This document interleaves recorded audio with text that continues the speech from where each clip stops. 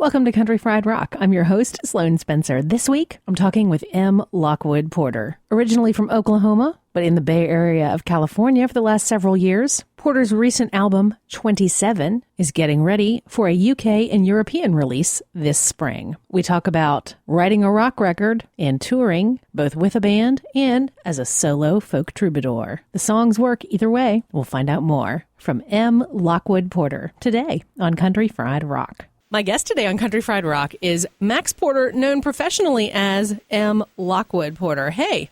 Hey, how's it going? So tell me how the name thing came around. Sure. When I was getting ready to put out my first solo record, I started thinking about what I was going to call it, whether I was going to use my own name or some variation on that. And right around that time, my grandfather on my father's side passed away at the age of 99, and his name was Marcus Lockwood Porter. My name is Max Lockwood Porter, and in his professional life, he always went by Lockwood Porter. So kind of as a tribute to him, I took on that moniker. Also, it helps that it's easier to Google and find a domain name for that than for Max Porter on its own. So that became the name. What a great tribute to him. And wow, 99. Yeah. And you're totally right about both Googling and getting a website. Yeah. Unfortunately, it seems like that becomes more and more of a concern these days. So you see a lot of singer-songwriters out there with 3 names, and I sort of think that might have something to do with it. That confuses some people sometimes. I think, Max is my name, and that's how I like people to refer to me. Pretty casual. It's sort of like Lockwood Porter is the name of my band. My name is Max. Where are you from originally then? Yeah, I grew up in a small town near Tulsa, Oklahoma, and I lived there till I was 17, and once I graduated from high school, I moved away, and now I live in Berkeley, California, in the San Francisco area. I've been here for about 6 years. It's pretty cool. Like, growing up, I always kind of idealized California. I'd never really been out here most of my childhood, but I always kind of had this childhood dream of living out in California, and now I'm out here, and it's great. The world seems so small when you're talking about music because everyone's on tour and everyone's playing at the same venues. You end up sharing a bill with one person and they know someone else, and it's just kind of this whole pretty small world where everyone knows each other. You've been in California now for a while, so that's kind of your home base. What developed for you musically in California? Well, I've been playing music since I was really young, like 12 or 13, and I actually kind of came up playing in like punk and hardcore bands in the Tulsa area. And that's actually how I first met John Moreland, who's also been on Country Fried Rock. I met him when I was like 13 or 14 years old, and we've stayed in touch since then. So that's really where I first started playing music. And then as I've moved around, like in my late teens and 20s, I kept playing music. After I graduated from college, I moved out here and was just playing music like I always have. But I started taking my own solo project more seriously in the last 3 years or so. And it's just been, I started out playing my first solo gigs out here, met people in the scene out here, but then also because, I knew people from Oklahoma when I was growing up. They were kind of following my stuff as well. So it's almost like I have kind of 2 home bases, one out here in California and the other one back in Oklahoma, just because I have so many music contacts from when I was, a teenager playing in bands out there. Hey, y'all, this is Sloan Spencer, the host of Country Fried Rock. We've had an incredible year with more people finding us on the radio and our podcast than we ever imagined. Thank you all so much. Careful what you wish for. You just might get it. Hey, this is Max Porter from Lockwood Porter, and you're listening to Country Fried Rock. I was just on tour with a friend of mine, John Calvin Abney. He and I played some shows in Oklahoma, and I have just as many fans out there as I do here in California. So it's pretty nice to be able to feel like you can be on tour but still have a, quote, a hometown show, unquote, where else. Well, so you said that you've been kind of focused on your solo thing for about 3 years. What was that transition like? I've always been writing songs ever since I was in my first bands, but I always kind of saw myself more as a lead guitar player. And I was playing lead guitar in just a bunch of different bands out here in California and just writing my own stuff on the side. And then a friend of mine named Peter, he was playing drums in a band I was playing guitar in, and he's also a recording engineer. And he was just getting his start about 3 years ago. And I had a bunch of songs, a big backlog of songs that I hadn't done anything with. And one day I was just like, hey, Peter, we should record these. We should make like an EP. And then that EP turned into a full-length album. And then I was like, well, now I have an album. I should start playing shows. And then started playing shows and just kind of snowballed from there. And what started out as sort of this lark turned into my main project. The first time through there, it was album, then playing out. And so what changed for you as you moved into what now is 27? That first album, first of all, some of the songs were like 5 years old at the time that we were recording that album, and some were brand new. It kind of spanned this big period of my life where I was coming from, and it was almost kind of like a studio creation. It was mainly me and my friend Peter recording all the parts, and we'd have some friends come in and do some parts here and there, but it was mainly just the two of us kind of going crazy in the studio and just figuring out what we could do just on our own. And then I started playing gigs, and I put a band together out here, and I started writing new material almost as soon as that first record, Judah's Gone, came out. And then I just got excited about the new group of songs, and I got excited about the band I was playing with, and just started thinking, like, I really want people to hear this version of my sound. And so I turned around and pretty quickly put out a second record. I mean, I put out Judah's Gone in summer of 2013, and then 27 came out in October 2014. So it happened pretty fast. It was mainly just I was so excited about the way that this band was sounding and the new songs were sounding. So you used some of the same players then when you recorded? Yeah.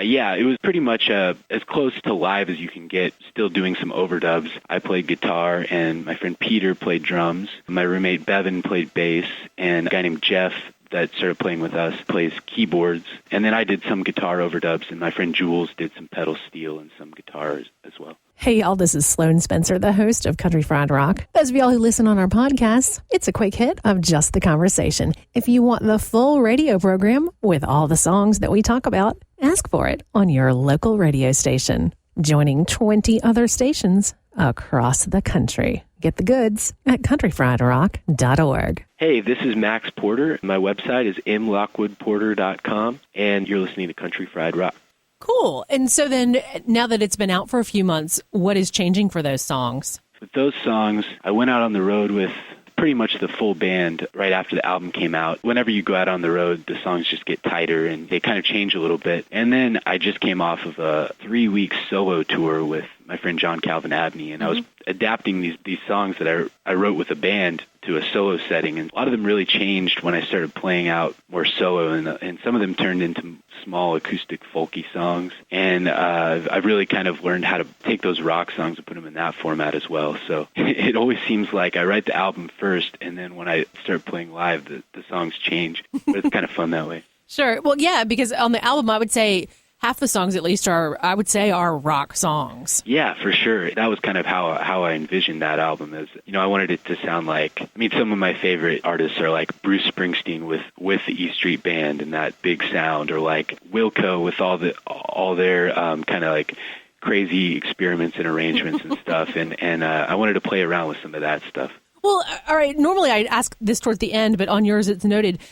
Tell me about the art of the album. My best friend since I was 5 years old is a guy named Joe Casey, and we grew up together in this town called Skiatook, which is north of Tulsa, really small town. I moved out here to the San Francisco area about 6 years ago, and about 3 years ago he moved out here, and we ended up living together. So we've been best friends since we were 5, and we still live together out here in California. And he's a graphic designer, so he's done all my design for everything that I've put out, and so it's just really casual. I really respect him as an artist and designer. We just, we'll just get together whenever I'm working on something and like have a few beers and talk it over, and I'll play him some of the songs, and he'll come up with an idea, and we'll just kind of run with it. So for the art for 27, I had already recorded the whole album.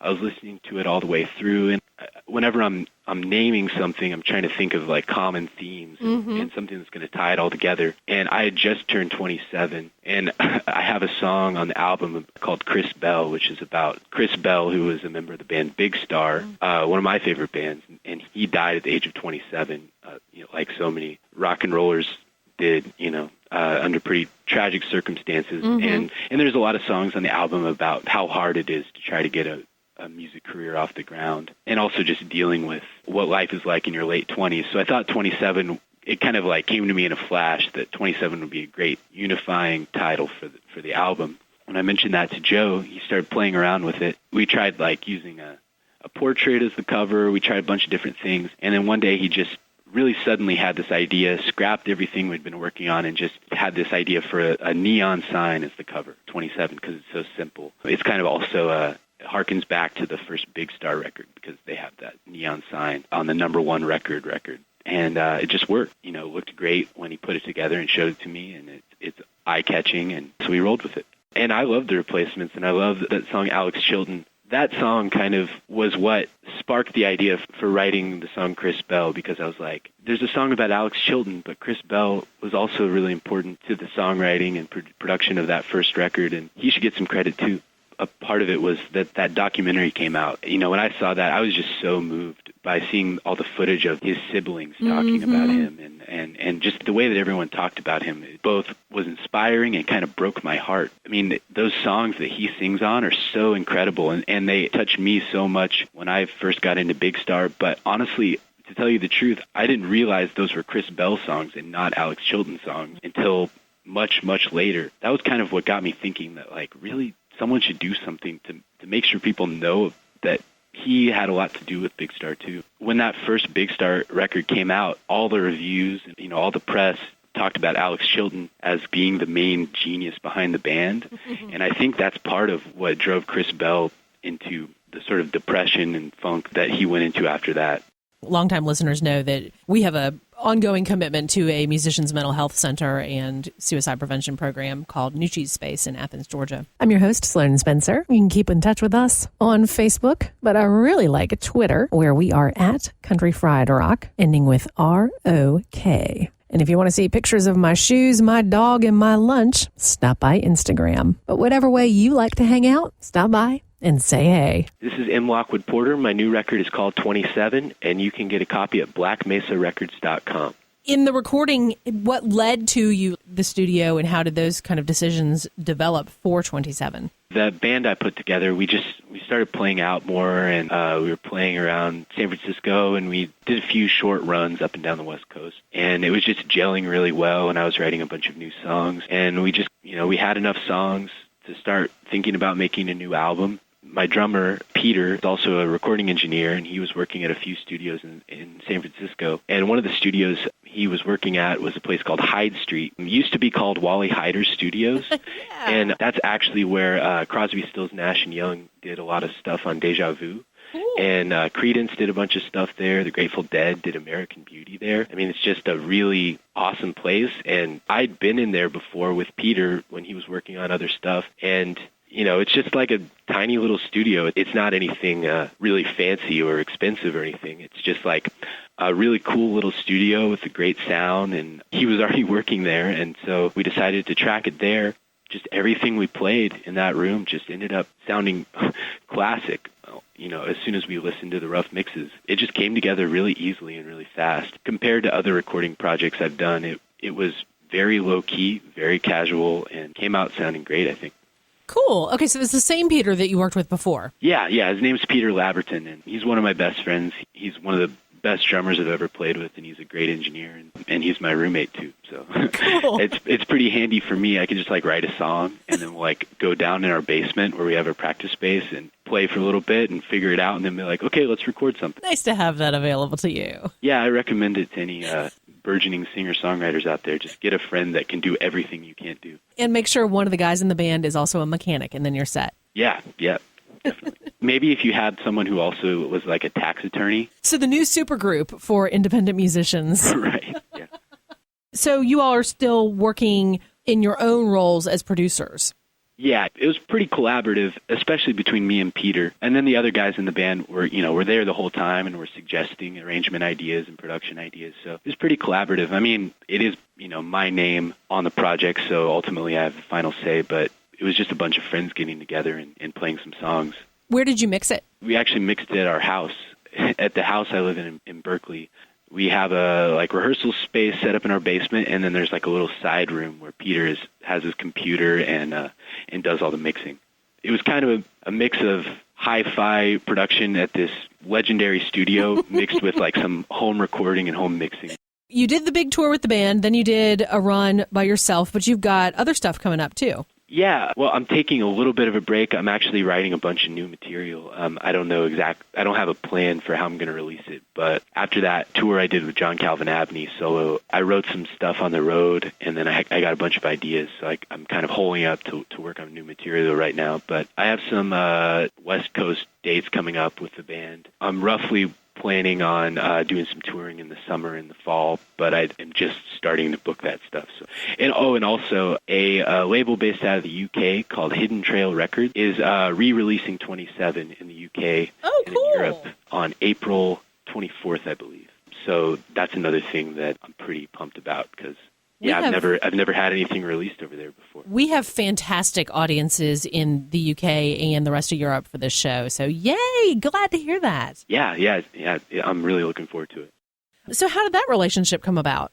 Well, so Hidden Trail is a pretty indie label based out of Brighton. And one of the guys that runs it is a guy named Jeremy. And he also writes for a blog called Some of It Is True. Oh, yeah. And that blog reviewed my first record, Judah's Gone. When I was getting ready to put out 27, I contacted everyone that had written about my first record, including Jeremy, and we talked back and forth in the period between when I put out Judah's Gone and when I put out 27 anyway. So we kind of had a relationship we'd already started, and I was just like, I'm putting out this new record. I'm interested in figuring out how to get more people in the UK and Europe to hear it. I was wondering if you had any ideas. And Jeremy, he responded, he's like, well, I have this one idea. I have a record labeled. I really like the record. Maybe we could work together to put it out. That's how it started. That's great. Yeah. Another friend of mine from Oklahoma that now lives out in California decided to start a record label to put 27 out on vinyl. So the record label is called Black Mesa Records. We did it on like translucent blue vinyl. Cool. Really cool. Yeah, so that's available. What Wilco record? Ooh, I like a lot of them for different reasons. Yankee Hotel Foxtrot is probably the best Wilco record, but I have a soft spot for Being There. Max Porter, a.k.a. M. Lockwood Porter, thank you so much. Thank you. Safe travels. Take care. Thanks a lot. Bye-bye. Bye. countryfriedrock.org. Copyright 2015. All rights reserved. Our 2015 bed music is from Drivin' and Cryin's debut album, Scarred But Smarter. Got a great band you want to hear on Country Fried Rock? The best thing to do is tweet us at Country Fried Rock. That's Country Fried, R-O-K. You can subscribe to our weekly podcast on iTunes. Just search Country Fried Rock. Country Fried Rock radio programs are distributed to public radio through the Public Radio Exchange, prx.org. Our Country Fried Rock stinger is from Steve Soto and the Twisted Hearts. Ever he been helping us some country fried rock.